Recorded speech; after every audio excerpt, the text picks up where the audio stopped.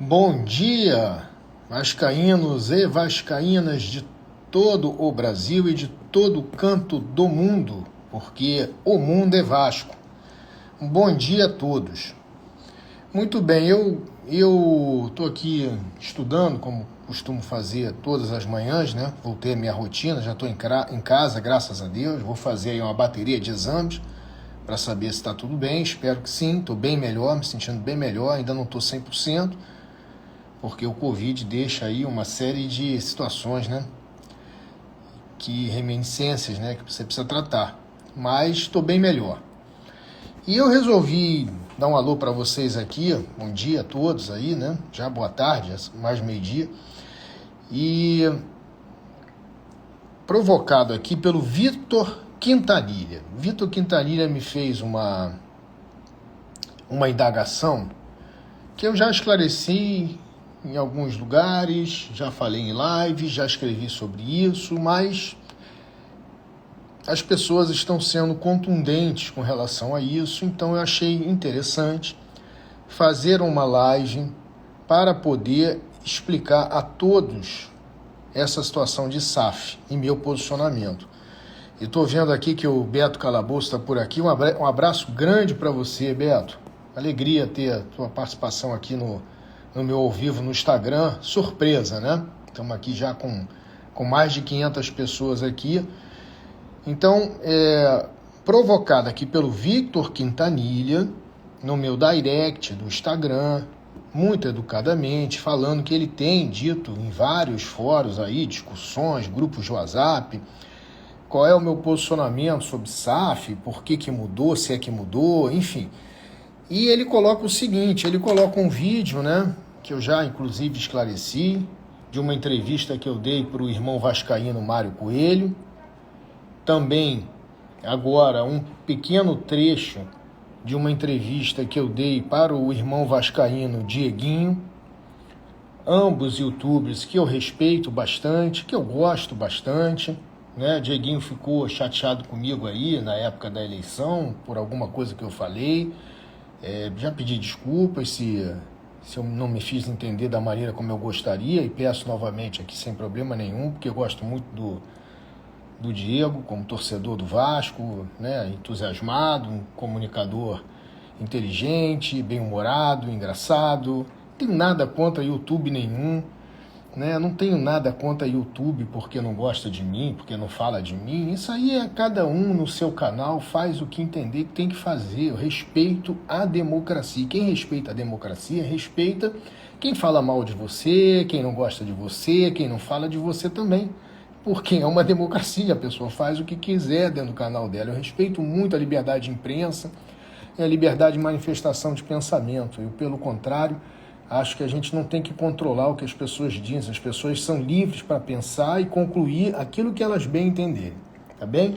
Então, me passa aqui essas dois trechos de entrevista, no qual eu, no canal do Mário, falo que até sou favorável à SAF. A pergunta do Mário foi bem mais genérica, foi uma pergunta se eu entendia que valia a pena. Na época era um projeto de lei, nós estamos falando aí de uma dessas entrevistas aí em março do ano passado, do ano retrasado, 2020, né? Talvez até antes, enfim. E o Mário perguntava, na época não tínhamos nem lei, era um projeto de lei, e o Mário perguntava se achava que aquilo era uma boa para o futebol brasileiro, se podia ser uma boa para o Vasco, e eu disse que sim, da maneira como o projeto de lei estava feito, nos estágios que eu estava de estudar o problema do Vasco, ainda sem ter elaborado o projeto Somamos, ainda sem ter ido ao mercado mostrar o projeto Somamos, ainda sem ter tido a repercussão positiva que eu tive do mercado, ainda sem ter feito um plano de negócios para o Vasco, estudando todas as alternativas de captação de recursos e solução financeira, ainda sem ter tido a oportunidade de ter feito uma modelagem financeira com os economistas e administradores que fizeram parte da elaboração do projeto, ainda sem debater com a equipe de executivos, né, do qual nós temos aí executivos renomados de mercado, como Francisco Lopes, que foi diretor do Manchester City, que foi diretor do Barcelona, o Newton Leão, que já foi CEO da Arena Corinthians, já foi CEO do Flamengo, já trabalhou no Botafogo, já trabalhou no Vitória da Bahia, no Bahia. Nós não tínhamos ainda conversado com Augusto Tanuri, que é diretor da revista da revista Veja, na época era diretor da revista Exame, né? Porque foi adquirente, comprador, um especialista que é em reestruturação financeira do Grupo Abril. Nós não tínhamos conversado ainda com Rosenberg, que é um dos maiores economistas do país, que discutiu a dívida externa do país, que já foi assessor da Presidência da República, que é professor do ITA. Nós não tínhamos discutido ainda com Elton Simões, que foi diretor da Globosat por anos, foi diretor do canal Disney, foi idealizador do pay-per-view da Globo, foi idealizador de vários programas de esportes, do Sport TV, foi o criador do Premier Combate. Então, toda essa equipe e vários outros, como o João, lá do Benfica, né, e outros, o João Rodrigues, né, e outros grandes executivos que fazem parte aí do nosso time de executivos, todos muito bem experimentados, com alta credibilidade no mercado nacional e internacional, nós debatemos todas as soluções para o clube, incluindo a possibilidade de venda do futebol à época. E depois disso tudo acontecer, ou seja, essas entrevistas foram dadas antes disso tudo. Depois que aconteceu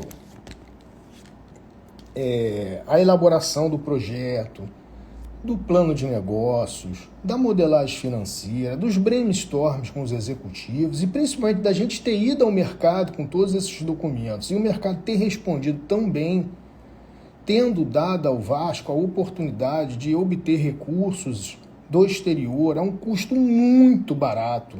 Só para vocês terem uma ideia, eu vejo pessoas falando que o dólar estava 3 e pouco e que agora está 5 e pouco, que a gente ia dolarizar a dívida do Vasco, que ia ser terrível. Primeiro que isso não é verdade. Quando a gente foi ao mercado para capital, o dólar estava em 5 e tal, 5,30, 5,20, não me lembro agora, mas algo assim.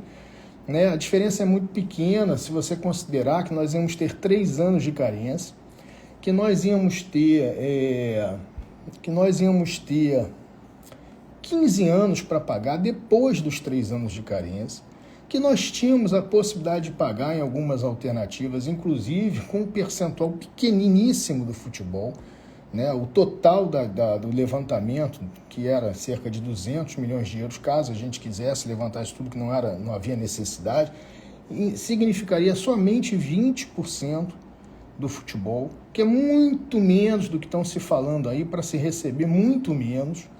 Então, nós não temos uma questão assim de se fosse comigo, sim, se não fosse comigo, não tem nada a ver. Até poderia ter, porque eu sou honesto, sou íntegro, não estou indo para o Vasco para colocar dinheiro e tirar mais, não estou indo para o Vasco para tirar absolutamente nada. Então, até esse poderia ser um argumento plausível, razoável, racional, né? Diferente das pessoas que lá estão. Estou indo para o Vasco para poder ajudar o vascaíno a sorrir, para poder colaborar com o meu tempo, com o meu trabalho, com minha dignidade, com minha integridade, com a equipe que eu consegui montar, com o projeto que eu tenho, implementar e fazer com que os vascaínos voltem a ficarem felizes por disputar títulos e conquistarem títulos. Então, até poderia ser, mas não é o caso, eu compreendo.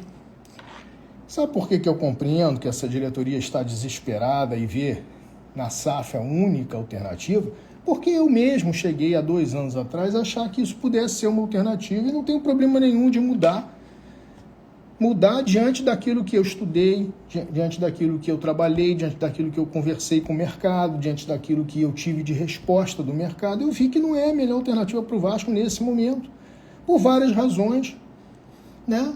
O Vasco, ele está no momento onde sua administração está mal organizada, suas finanças estão desequilibradas, o Vasco esportivamente está numa situação muito ruim. O fato de estar na 2ª divisão significa que sua valuation é bem inferior a caso estivesse na 1ª divisão. Os valores que estão sendo colocados aí, o melhor que eu consegui ouvir até agora no momento é de R$1 milhão, talvez por 90%. É muito pouco, né? É o faturamento do rival no ano. O nosso projeto, a gente fatura mais do que isso em 5 anos, 6 anos. Né? Nós fizemos um projeto para 15 anos, no qual a possibilidade de parceria no futebol existe depois de 15 anos, para que alguém se apaixone pela marca Vasco, alguém que vale a pena, né? Onde possa levar um percentual bem reduzido como parceiro de evolução e crescimento da nossa instituição. Nunca pensamos em entregar o controle acionário, entregar, né, de qualquer maneira, a qualquer preço, principalmente um preço super baixo como esse que está sendo colocado, a operação do nosso futebol, porque é simplesmente entregar um ativo para o outro ganhar dinheiro, quando a gente pode, com o nosso próprio ativo, uma vez bem organizada a instituição, a gente ganhar dinheiro para nós mesmos, reduzirmos a nossa dívida, investirmos em novos projetos de marketing comercial que possam alavancar a nossa instituição, que possam acelerar nossas receitas, como o projeto que a gente tem para as Casas Vasco, como o projeto de revitalização do estádio, como os projetos de revitalização das nossas sedes, como um melhor equacionamento de uma independência financeira que não faça a gente depender de empresário, para que a gente não fique mais na mão de empresário, para que a gente possa vender os nossos valores, os nossos talentos, por quanto a gente quiser, quando a gente quiser, quando a gente entender que é melhor, isso vai dar certamente uma otimização no preço de venda. Então, gente, é muito diferente, né? Vamos pontuar aqui.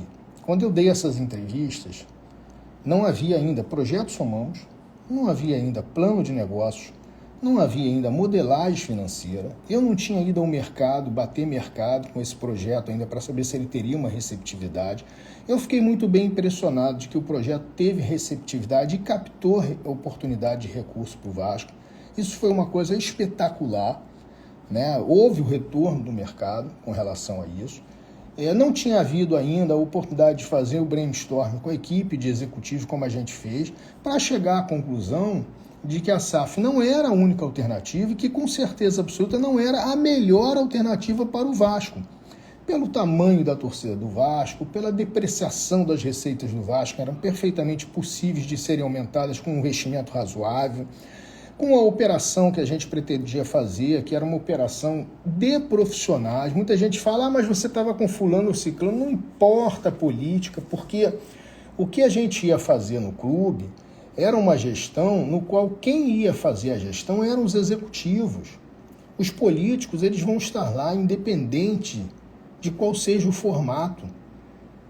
O fato de que a gente não vai utilizá-los na gestão não significa dizer que eles não continuarão no clube, seja no conselho de beneméritos, sejam porque são beneméritos, sejam porque são antigos no clube, e fazem parte da história do Vasco. Entendeu? A gente não tem que sair destruindo ninguém para poder fazer as coisas acontecerem. A gente precisa simplesmente colocar as coisas no seu devido lugar, com uma gestão profissional, com gente capaz, que tenha credibilidade no mercado. Todos esses executivos que a gente está trazendo, executivos que já trabalharam no Benfica, por exemplo, executivos que já trabalharam no Manchester City, no Barcelona, no Flamengo, no Atlético Paranaense, no Bahia, no Vitória, no Botafogo, têm experiência de sobra para trazer marcas para dentro do Vasco novas, para trazer novos parceiros, porque eles têm confiança do mercado. Né? Quando você fala de trazer para dentro da gestão, por exemplo, um Elton Simões, isso dá confiança em todo o meio de televisão, pela experiência que ele tem. O cara foi diretor da Globo, o cara foi diretor da Globosat, o cara foi diretor do canal Disney. Quando você fala de trazer para dentro da gestão Rosenberg, isso dá credibilidade do Vasco junto a uma Nike, por exemplo, e todas as marcas que ele levou para o Corinthians. Quando você fala de trazer um Newton Leão para o Vasco, isso dá credibilidade junto à Adidas, isso dá credibilidade junto a uma série de outras empresas importantes que já se relacionam ou se relacionaram com grupos no qual o Newton já trabalhou ou é diretor. Quando a gente fala de trazer para o Vasco, por exemplo, um Augusto Tanuri, que é um dos principais reestruturadores financeiros do país, já comprou diversas empresas, a última foi a Editora Abril, você traz a confiança de muitas instituições financeiras que sabem o trabalho que ele faz. Então, com isso, a gente via um cenário onde a necessidade de se transformar o futebol do Vasco em empresa era completamente supérflua, totalmente desnecessária, e seria um desperdício, porque a gente não precisava se desfazer de um ativo. E eu vejo que essa diretoria chega a essa conclusão porque ela está onde eu estava 2 anos atrás. Aonde que eu estava 2 anos atrás, quando eu dei essas opiniões que eu dei, de que poderia ser interessante e tudo mais? Onde eu estava? Eu estava num estágio de estudo dos problemas do clube, no qual eu não tinha feito ainda um projeto, eu não tinha feito um plano de negócios, eu não tinha feito uma modelagem financeira, eu não tinha ido ao mercado de verdade. Eles não estão indo ao mercado, eles estão pedindo ao KPMG para ir ao mercado por eles. Eu não vejo eles saindo por aí, batendo na porta de todo mundo como eu bati. Então, eu não tinha mostrado ao mercado o projeto, eu não tinha tido uma resposta tão favorável do mercado, muito acima do que eu podia esperar, como eu tive. Então, era um contexto completamente diferente. Não tem absolutamente nada a ver com estar ou não estar, ou mudar de opinião simplesmente porque está ou não está. Aqui a minha opinião é sempre no sentido de tentar fazer o melhor para o Vasco se recuperar. Eu tenho um compromisso com os vascaínos, que é fazer o Vasco ser campeão da porra toda. E para isso, hoje, eu vejo claramente que uma SAF não é a melhor alternativa. Ainda que possa ser uma alternativa, não é a melhor para o Vasco. Porque a gente não sabe quem vai comprar, como vai comprar, por quanto vai comprar, se parte dos recursos, ou a maior parte dos recursos, vai entrar com a própria operação do futebol, que mostra que é totalmente desnecessário fazer isso. Se vai entrar alguém que a gente não possa confiar, alguém que já esteja em volta do clube há muitos anos, pessoas que inclusive estão como dirigentes do clube, que têm dívidas do clube, a gente não sabe. Se o rival vai fazer parte disso agora ou no futuro, se isso é um movimento estratégico de pessoas que não gostam do Vasco, empresas de televisão que não gostam do Vasco, ou rivais que não gostam do Vasco, se isso é um movimento que pode ser ruim para a gente do ponto de vista estratégico nesse momento, com valores muito abaixo do que realmente pode valer o futebol do Vasco, se bem organizado, do que pode valer a marca Vasco, porque quando você vende futebol, você não vende só o futebol, você vende bilheteria, você vende hospitalidade, você vende todo o patrocínio, toda a possibilidade que você tem de licenciamento de uso de marca, você vende o programa de sócio-torcedor, tudo isso vai embora. O que sobra para a instituição? Muito pouco, do ponto de vista de possibilidade de arrecadação. E com isso a gente vai estar provavelmente matando as nossas sedes sociais, porque se não vai ter mais recursos subsidiados pelo futebol para isso, porque vai visar única e exclusivamente o lucro do empresário que entrar, vai ficar difícil arrecadar para essas atividades, para as atividades olímpicas, paralímpicas. Então a gente tem uma preocupação muito grande com a sobrevivência dos valores do Vasco, que sempre foram fundados no associativismo, no coletivismo, nas entregas sociais. É isso que distingue o Vasco dos outros clubes. A gente vendeu o nosso futebol por tão pouco para que a gente possa ser igual a qualquer outro clube médio, não fará mais a gente ser quem a gente se orgulha de ser, que é um clube com distinções, com caracteres que distinguem o clube de outros clubes. Então, gente, vejam bem, naquele contexto lá, eu não tinha ainda feito 90% do que fiz. Em primeiro lugar. Em segundo lugar, a lei, naquela época, a lei não existia ainda, era só um projeto de lei. E por incrível que pareça, o projeto de lei era melhor do que o projeto, do que a lei. E eu explico por quê. Quando a lei veio, o presidente Bolsonaro, ele decidiu vetar um artigo, um dispositivo da lei muito importante, que era um dispositivo que garantia a você, a qualquer pessoa, saber, principalmente ao clube que estava vendendo seu futebol, saber quem é o investidor indireto. Por exemplo, se entrar hoje um investidor no Vasco, a gente vai saber quem é o CNPJ que está ali junto com o Vasco formando a SAF. Mas a gente não vai saber nunca quem são as pessoas que estão atrás daquele CNPJ. Porque o presidente Bolsonaro vetou a possibilidade de disclosure, ou seja, de exibição de quem são os sócios do parceiro que está formando a SAF com o Vasco. Isso foi vetado pelo presidente Bolsonaro, isso não está na lei. Então, por exemplo, se as pessoas que estiverem comprando lá forem rivais do Vasco, forem pessoas estrategicamente ligadas a rivais ou outros interesses que sejam de não fazer o Vasco estar no topo, a gente nunca vai saber. Então a lei veio pior do que o projeto de lei, na época que eu falei sobre isso. Em segundo lugar, eu não tinha estudado tanto como eu estudei de março de 2020 até hoje. Hoje eu vejo que existem muitas outras alternativas de captação de recursos de uma maneira muito mais clara que eu via quando eu conversei com o Mário e com o Dieguinho sobre o assunto naquela época, que era uma conversa muito mais genérica, não era uma conversa sobre Vasco propriamente dita ali, sobre transformação do Vasco, muito menos, eu jamais cogitei de entrega de controle acionário. E jamais cogitei uma valuation tão baixa como essa que estão se falando, até porque o Vasco, inclusive, estava na primeira divisão naquela época, não estava na segunda divisão, o que faz a valuation ser muito menor e que faz a gente fazer a pergunta, que é muito clara, de que se o Vasco precisa virar SAF para subir para a primeira divisão, porque se não precisa, é melhor aguardar, porque a valuation, se essa fosse a única solução, que a valuation será muito maior. Ou seja, esta pressa, esta necessidade é pessoal, ela não é institucional, ela não é pelo Vasco, ela é pelo mandato, pela gestão, que é uma porcaria, que não consegue captar recursos, que não consegue gerar credibilidade junto aos próprios grupos que apoiam essa gestão, que estão decepcionados com a liderança que tem, né? Porque o cara se acha, né? Eu tenho certeza que os 6 grupos lá, acho, que compõem a Mais Vasco, a maioria dos grupos e das pessoas, dos sócios do Vasco que apoiavam, hoje estão arrependidas, porque veem que a sua liderança está muito aquém daquilo que se podia esperar. A sua liderança, ela não atinge a capacidade que esses grupos têm de entregar alguma coisa positiva para o clube. Então isso é um ato de desespero, talvez até um ato pessoal de se pagar, talvez um ato até estratégico malicioso, que eu não quero entrar nesse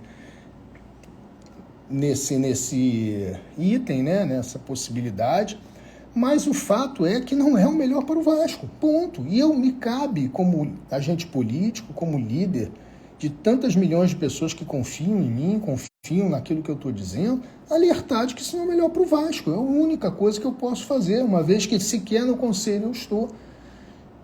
Né? Pelo contrário, tenho pedido ao Conselho de Benemérito a oportunidade de apresentar o Projeto Somamos para que eles possam ver o sucesso que o Projeto Somamos fez no mercado e como é possível o Vasco se recuperar através de um projeto bem elaborado, através de um plano de negócio, através de uma modelagem financeira, que não precisa desesperadamente entregar seus ativos, principalmente o futebol, que é um dos nossos ativos mais valiosos, para uma lei que não está testada, que a gente está vendo aí que o Botafogo e o Cruzeiro não estão voando, como as pessoas podiam imaginar que poderiam voar, né, que vai demorar e muito para isso acontecer, se é que um dia isso vai acontecer, que depende muito de quem vier. Vejo as pessoas falando com muita alegria aí, que o Grupo City comprou diversos clubes que estão muito mal, porque não é o objetivo do Grupo City. Inclusive quem fez essa compra foi o Francisco Lopes quando estava no Manchester City, então converso muito com ele sobre isso.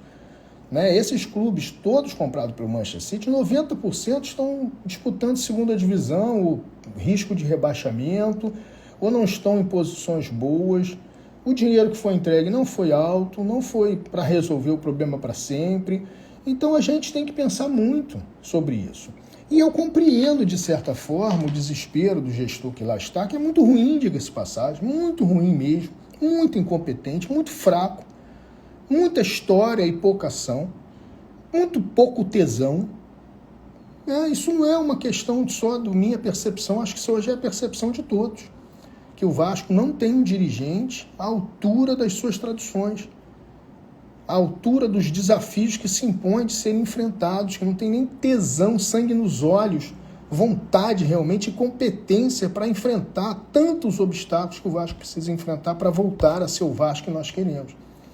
Então, esse é um ato de desespero que eu entendo. Por que eu entendo? Porque eu já estive nessa situação 2 anos atrás.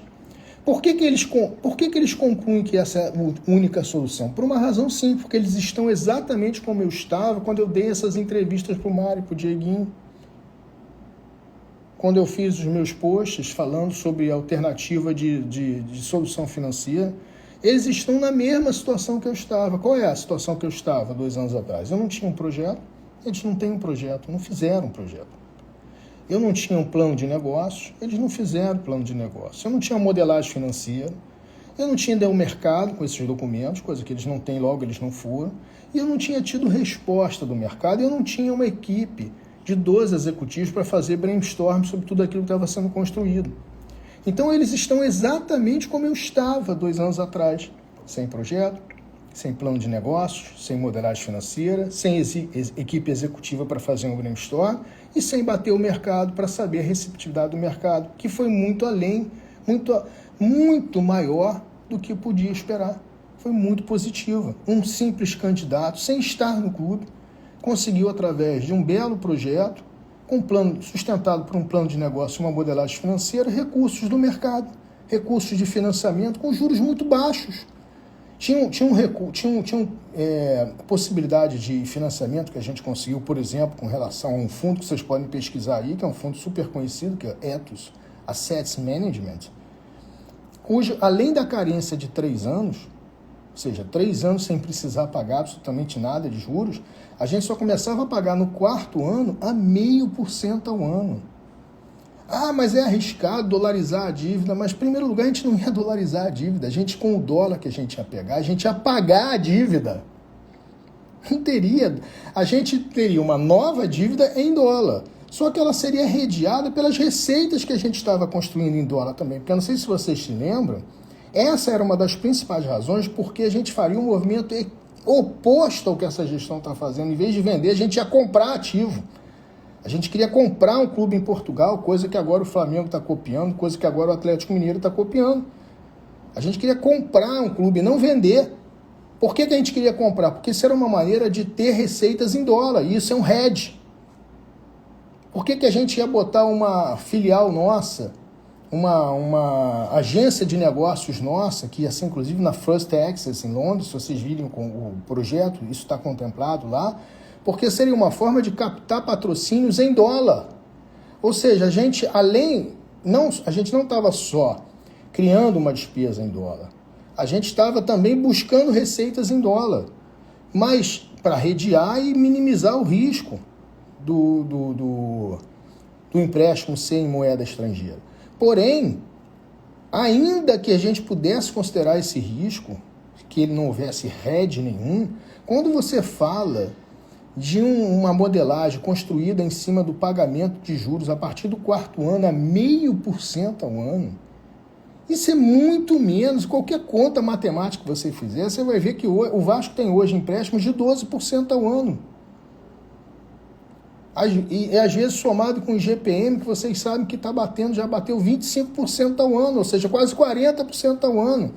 E quando você soma, e no caso desses acordos, né, quando a gente estiver falando não de empréstimos, mas de acordos que o Vasco deve, judiciais, por exemplo, incide ainda honorários, multa por descumprimento, que podem levar a um serviço da dívida de mais de 50%.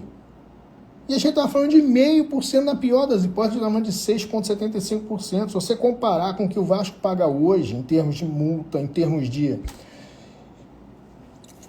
multa por inadimplemento, juro, correção monetária, isso é muito, muito menor. Qualquer conta matemática simples que você faz, você vê que isso, na verdade, ia resolver o problema do serviço da dívida e dar fluxo de caixa positivo para o Vasco, é o que o Vasco precisa hoje. Coisa que não tem, exatamente porque fica fazendo acordo e não cumpre, faz acordo e não cumpre. Cada vez que o Vasco não cumpre um acordo que fez, e aí vem a imprensa festejar que fez acordo, mas vai cumprir. Ao não cumprir, aí incide multa, incide uma série de elementos que tornam o Vasco inviável, por conta de uma operação que é amadora, por conta de uma operação que não consegue captar recursos no mercado, porque não tem criatividade para poder construir um projeto de repaginar a marca Vasco no mercado como nós fizemos. E é isso que o Vasco precisa. O Vasco hoje, se ele entregar o seu ativo futebol, quem comprar e tiver o mínimo de inteligência vai aumentar o nosso faturamento em cerca de 5 a 6 vezes em poucos anos. Coisa que o Vasco pode fazer. E utilizar isso para seu próprio benefício e não para o benefício de terceiro. Então, pessoal, espero que tenha ficado claro. Agradeço ao Victor Quintanilha, que fez essa indagação e que acabou me motivando a vir aqui a público, para que possa, para que vocês possam ter uma resposta para entenderem exatamente, né, que aquilo ali foi um outro contexto. A lei piorou muito, né? A lei hoje, ela não é como na época que o projeto de lei dizia que você saberia quem está entrando. Hoje você não vai saber quem está entrando. Naquela época eu não tinha ainda o projeto elaborado, o projeto só foi feito em setembro de 2020.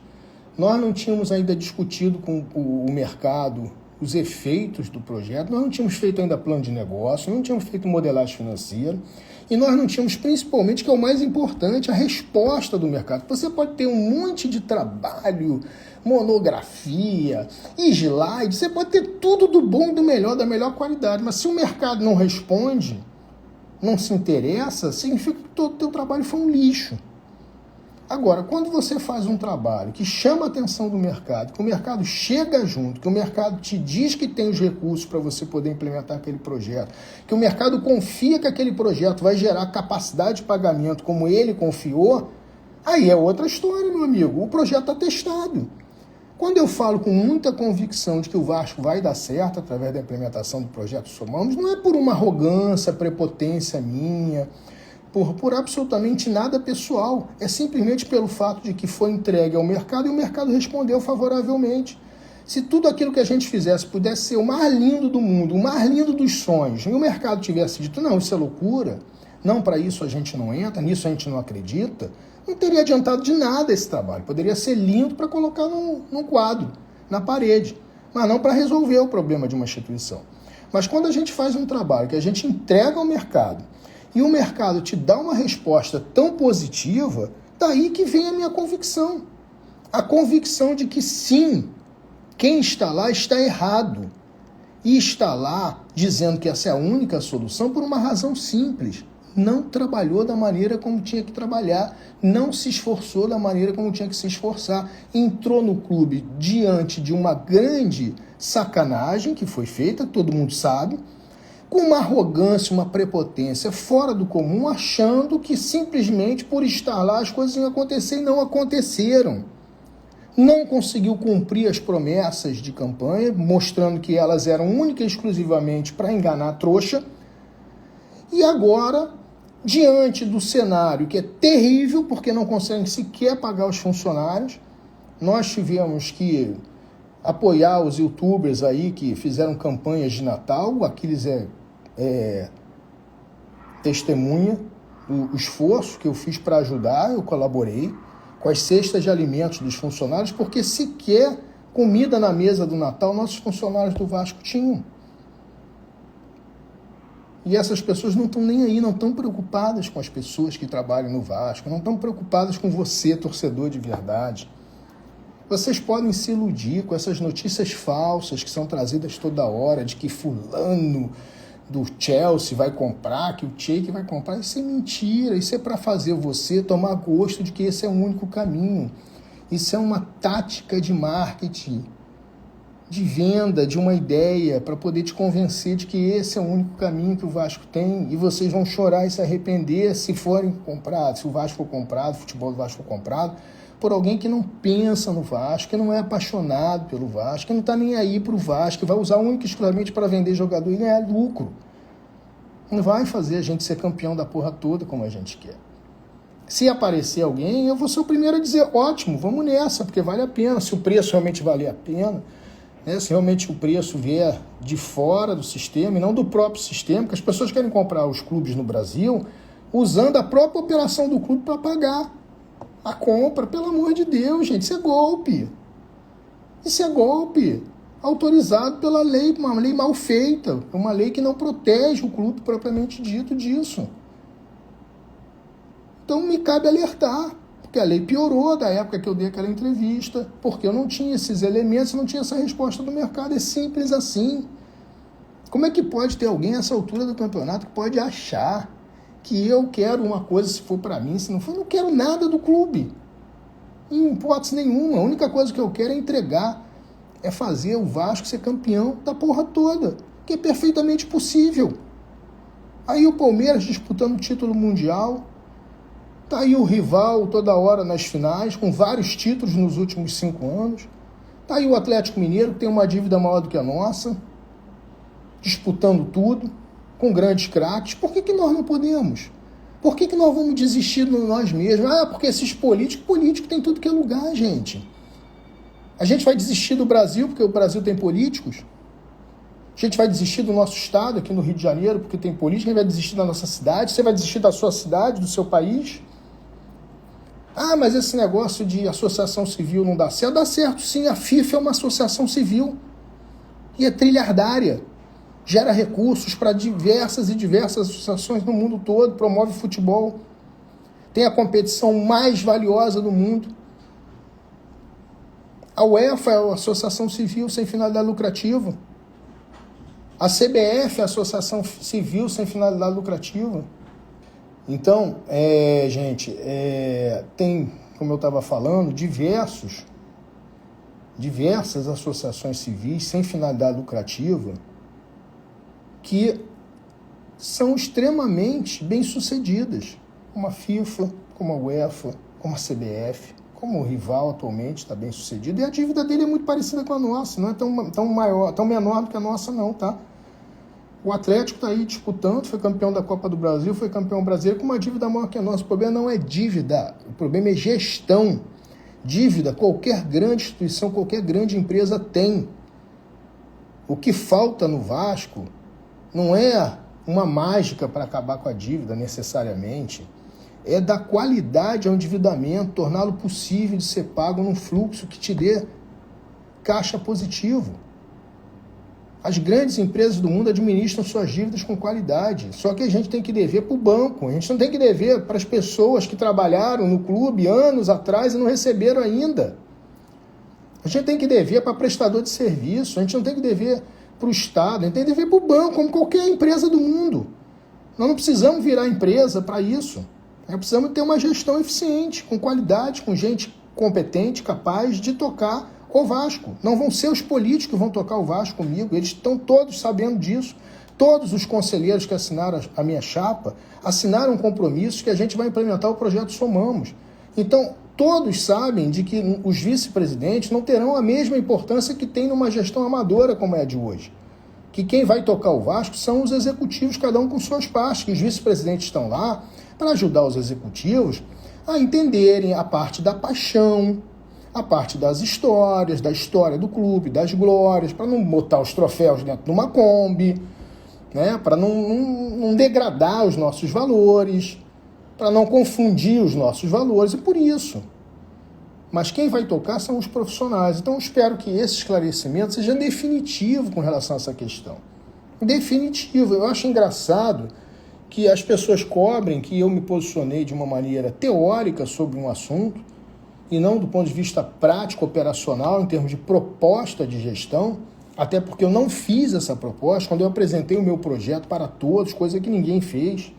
Está aí na internet, quem quiser consultar, está lá www.projetosomamos.com.br. A minha proposta de organização do Vasco nunca foi fazer uma SAF, é isso que importa. Se eu pensei nisso numa época, se eu não pensei, não importa, a gente vive pensando, parece que o ser humano está evoluindo. O ser humano pensa, cogito ergo sum. Pode ser até que a gente entenda que daqui a 15 anos, uma vez implementado o projeto Somamos, ou até um pouco antes, a gente possa pensar em ter um parceiro, sim. Eu penso, sim, eu sonho em ter como parceiro do Vasco o Emir do Catar. Isso é meu sonho.